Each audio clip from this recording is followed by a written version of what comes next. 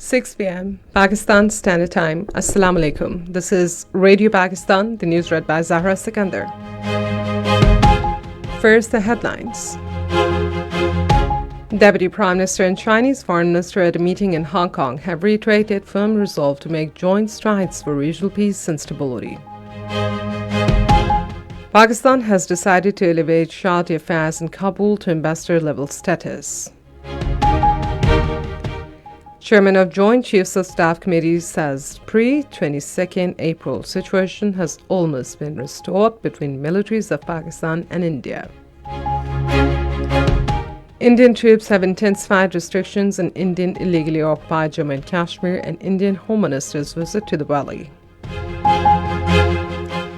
18 people were killed by Israeli forces in Gaza today.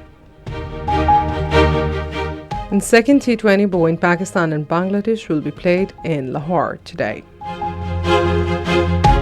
Now the news in detail. Pakistan and China have reiterated their firm resolve to make joint strides for the regional peace and stability. This commitment was expressed at a meeting between Deputy Prime Minister Ishaq Dar and Chinese Foreign Minister Wang Yi in Hong Kong today. Ishaq Dar congratulated Wang Yi on successful signing of the convention establishing the International Organization for Mediation. The two leaders reaffirmed their ironclad Pakistan-China friendship and all further strategic cooperative partnership. They've reviewed ongoing bilateral engagements and agreed to deepen cooperation on all issues of mutual interest, including second phase of CPAC. Deputy Prime Minister and Foreign Minister Senator Mohammad Ishaq Dar has appreciated Chinese vision of proposing and establishing international organization for mediation. He was addressing a signing ceremony of convention establishing international organization for mediation in Hong Kong. During the ceremony, the Deputy Prime Minister signed the convention on behalf of Pakistan and extended his heartfelt congratulations to China on hosting this groundbreaking event. The Deputy Prime Minister said the pivotal role of the Chinese partnership and leadership is steering this initiative and turning a shared concept into a practical reality is a testament to the Chinese wisdom. He said by holding the international treaties such as Indus Water Treaty of 1960 in abeyance by violating international human rights law and humanitarian norms are new and dangerous precedents that are being set. Deputy Prime Minister Mohammad Ishaq Dar met with the Chief Executive of Hong Kong, John Lee. They discussed proposals to further deepen economic investment and trade cooperation through multiple streams. Ishaq Dar congratulated the Chief Executive of the successful establishment of International Organization for Mediation while highlighting Hong Kong's unique role as a global hub and its growing significance in international mediation. The Deputy Prime Minister also commended the Pakistani community in Hong Kong for strengthening bilateral ties.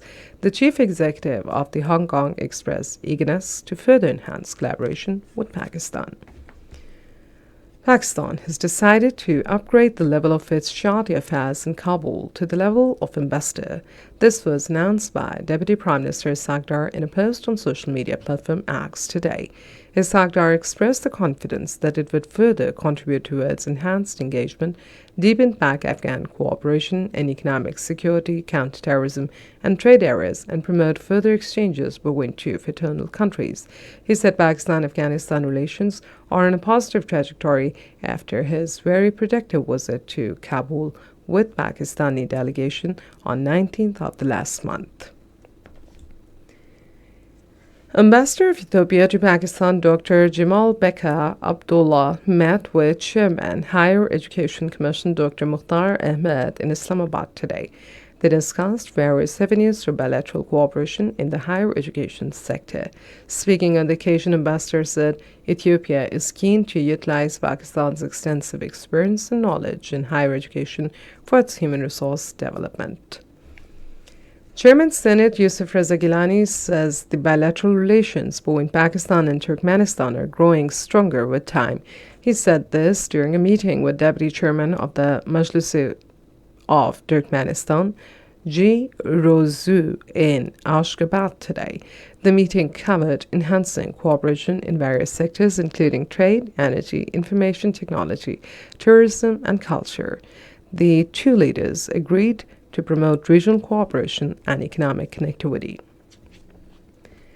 Bangladeshi High Commissioner to Pakistan Muhammad Iqbal Hussain has said that Bangladesh is committed to build stronger relations with Pakistan in many multiple areas. He shared these views during a meeting with Punjab Governor Sardar Salim Haider Khan in Lahore today. The commissioner said that there is great potential for cooperation between Pakistan and Bangladesh, especially in sports and culture. Governor Punjab also highlighted the close bond between the two countries, calling Bangladesh and Pakistan brotherly Islamic nations with shared values like religion, history, and culture. This is Radio Pakistan. Pakistan has told the United Nations Security Council that there is no military solution to the Ukraine-Russian war. Speaking during a debate on the situation in Ukraine at the United Nations Security Council, Deputy Permanent Representative of Pakistan to the United Nations, Ambassador Usman Jadoon, said that Pakistan remained deeply concerned by the devastating humanitarian and security consequences of the conflict.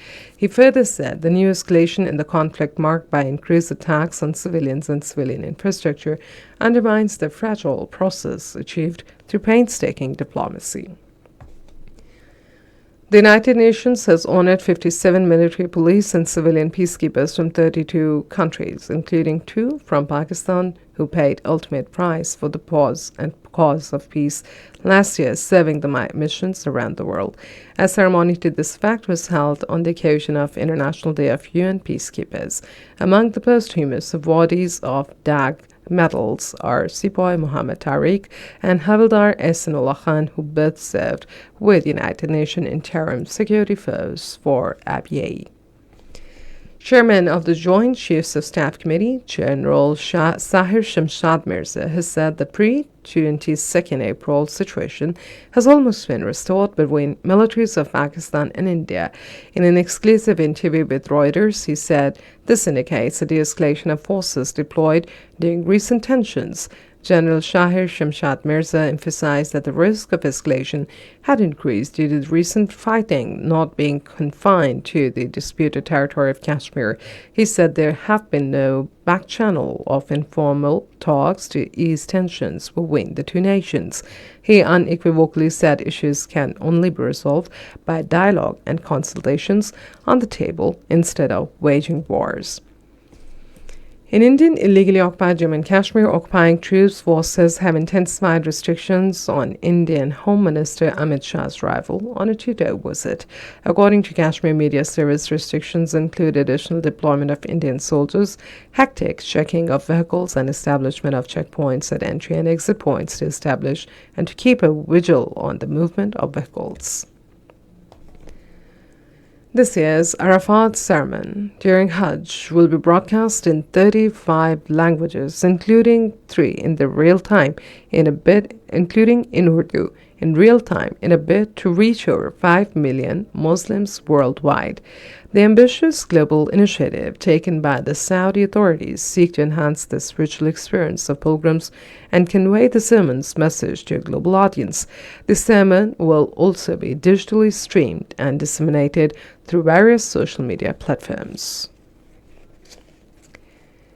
At least 18 people were killed by Israeli forces in Gaza today. The casualties mainly come from attacks on the north, where the Israeli military issued a spat of forced evacuation orders earlier today. Meanwhile, in central Gaza, Israeli forces have shot and wounded at least 20 people seeking aid at a distribution point set up by the Gaza Humanitarian Foundation. The second T20 International of 3-match series between Pakistan and Bangladesh will be played in Lahore today. The match will start at 8 in the night, and Pakistan lead the series 1-0. Finally, the weather.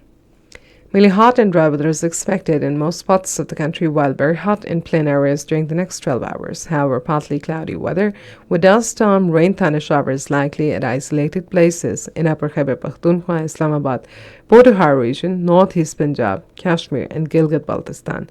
Heavy falls and hailstorms are also expected at few places in Kashmir, Potahar region, and Upper Khyber Pakhtunkhwa during the period. This brings us to the end of the bulletin for the moment. For more news and analysis, visit our website radio.gv.pk.